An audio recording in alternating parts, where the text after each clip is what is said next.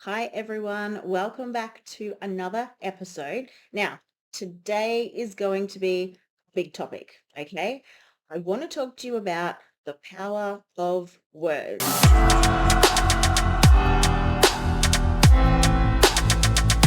Now, because words can have either so much power or no power, okay? So, what do I mean by that? So, words can have either so much power or no power. So, somebody could come and say something to you, for example, and it means absolutely nothing to you.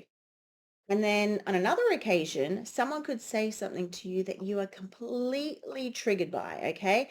It's on your mind for the rest of the day. You could even let it ruin the rest of your day, the rest of your week, the rest of your month, whatever it might be. And it's replaying over and over what they said to you, okay? So why do words sometimes have so much power over us and then other times not so much? Okay. So let's have a bit of a talk about this. So it all comes down to how you let those words affect your mindset. Okay. Now, I have a belief that you and I are in control of our own mindset, okay? And we get to choose whether or not we let those words bother us or not. Now, I know that's a big one. Some of you are going to be like, oh, that's a smack in the face. But we are in control and we get to choose whether or not these words bother us or they don't bother us, okay? Now, let me give you some examples.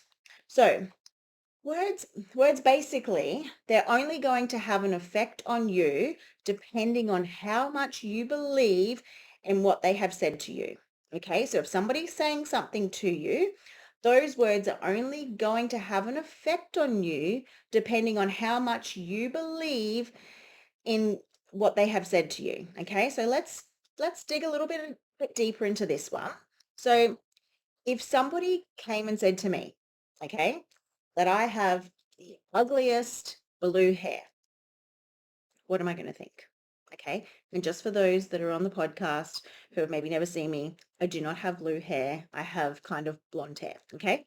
So if somebody came and said to me that I have the ugliest blue hair, what am I going to think? Nothing, because I don't have blue hair. I don't believe that my hair is blue. Okay.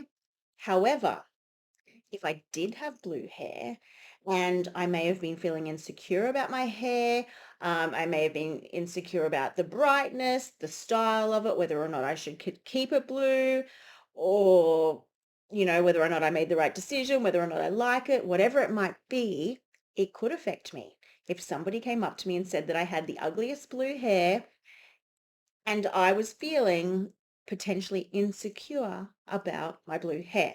Okay. So that's just kind of like quite an elaborate, you know, example. Because hopefully nobody would come and tell you that you had the ugliest hair. However, what if somebody came to me and said they didn't like how I presented a webinar or training? Okay. If I was feeling insecure about the webinar, if I was feeling insecure about the training that I had presented, if somebody said that to me, I could potentially, feel triggered by that.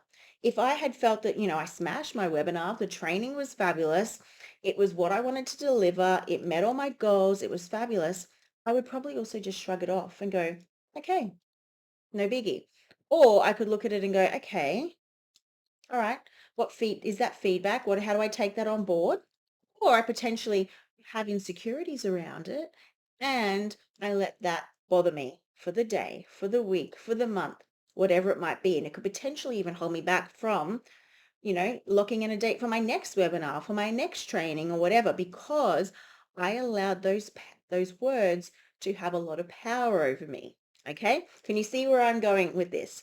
So what happens when you feel triggered? Okay. What should you do when you feel triggered? First of all, it is a good thing. Okay.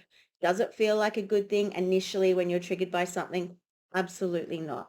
However, when you're being triggered by something, it is helping to alert you, helping you to bring awareness to something that you potentially have some insecurities around that you could potentially want to work on. Okay. Because usually if you are triggered by something, there is a connection to being triggered by something that has potentially either happened in the past, okay, or being triggered by something could be an actual experience or something we've heard in the past or something that we've caught of someone. I like to use the whole caught of someone because I believe as we're growing up, we catch our beliefs of the people that are around us. So if you find that you're being triggered by something, okay, it usually is because of something that's happened in the past, something we've heard, something we've caught, or whatever it might be. However, no one can make you feel inferior without your consent. Okay, now I'm going to say that again. No one can make you feel inferior without your consent. Okay, and you're the one who is in control of how you choose to feel about something that is being said to you. Okay, so that is going to be your first step.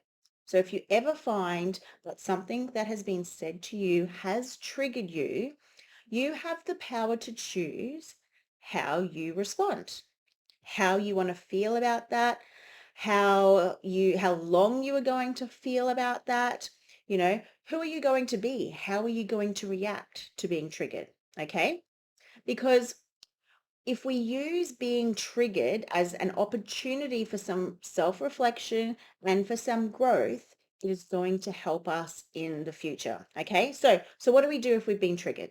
Okay, so the first thing is obviously we need to acknowledge that, okay, this is not fun right now. Okay, acknowledge that this is not fun. It may not be easy, and there may be different situations that you have different responses. Okay, but I need you to ask yourself, okay, write it down. What triggered you? First of all, write down what triggered you. Okay. And then ask yourself, why was I triggered by this? Okay. Why do I think I felt like that?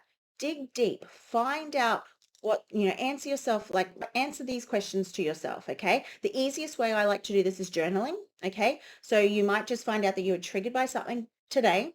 Okay. Just write it down. I was triggered by this.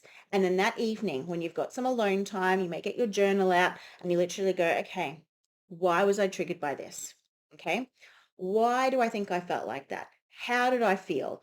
What do I think this is telling me about myself? Okay. And just literally keep asking yourself questions to dig deep to find out what it be. And you might even find it's just something as simple as you remember an uncle or an auntie or someone saying something to you little and you adopted that belief. Okay. But you get to choose the power that those words have on you. Okay. You get to choose how you respond to being triggered to those words. Are you going to give them a lot of power or are you not going to let them have any power over you? Okay. You get to choose how they affect your day. Okay. That hour, that day, that week, whatever it might be. Okay. And you also get to choose what to do by being triggered. Okay. Are you going to use it as an opportunity for growth and to work out some areas that might need improvement?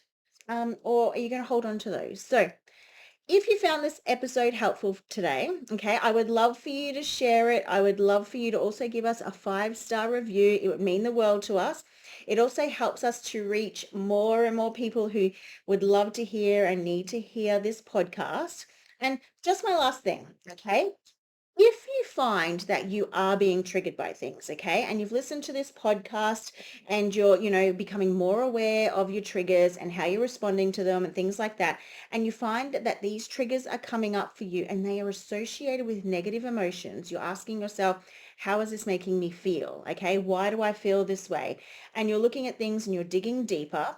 I can help you to remove those negative emotions. Okay. It's one of the processes that I use in my coaching. Okay. I use timeline therapy to assist in doing this.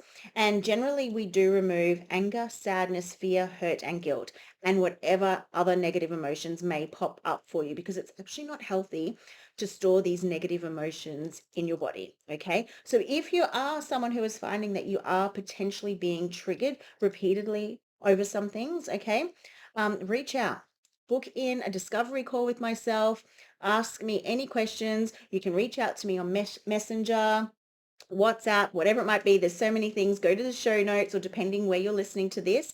And I would love to help you with your unresolved negative emotions, and we will remove them for you for good. But anyway, have a fabulous week, everyone, and I'll see you all next week. Bye, everyone.